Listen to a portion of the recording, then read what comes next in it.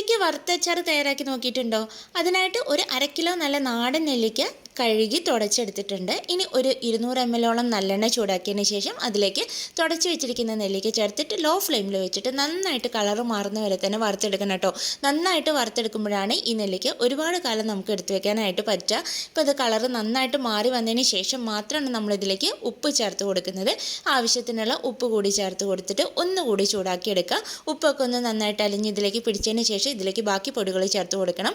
അതിനായിട്ട് ഒരു 1/2 ടീസ്പൂണോളം കായം വറുത്ത് പൊടിച്ചതും അതേപോലെ തന്നെ ഒരു 1/2 ടീസ്പൂണോളം ഉലുവ വറുത്ത് പൊടിച്ചത്, പിന്നെ ഒരു 2-2.5 ടേബിൾ സ്പൂണോളം മുളക് പൊടി കൂടി ചേർത്ത് കൊടുക്കുന്നുണ്ട് കേട്ടോ. മുളക് പൊടിയൊക്കെ നിങ്ങൾക്ക് ഈ നെല്ലിക്കയുടെ ആവശ്യത്തിനനുസരിച്ചിട്ട് ചേർത്ത് കൊടുക്കാം. ഇതുകൂടി ചേർത്ത് കൊടുത്ത് ലോ ഫ്ലെയിമിൽ ജസ്റ്റ് ഒന്ന് ചൂടാക്കിയതിന് ശേഷം നമ്മൾ ഫ്ലെയിം ഓഫ് ചെയ്തിട്ട് തണുക്കാനായിട്ട് വെക്കണം. അപ്പോൾ ഈ എണ്ണയൊക്കെ നെല്ലിക്കയിലേക്ക് പിടിച്ചിട്ട് നല്ല കട്ടിയായിട്ട് കിട്ടും കേട്ടോ. അപ്പോൾ ഇത് ഒരുപാട് ദിവസങ്ങൾ എടുത്തു വെക്കാൻ പറ്റിയിട്ടുള്ള ഒരു അച്ചാറാണ്. ട്രൈ ചെയ്ത് നോക്കൂ.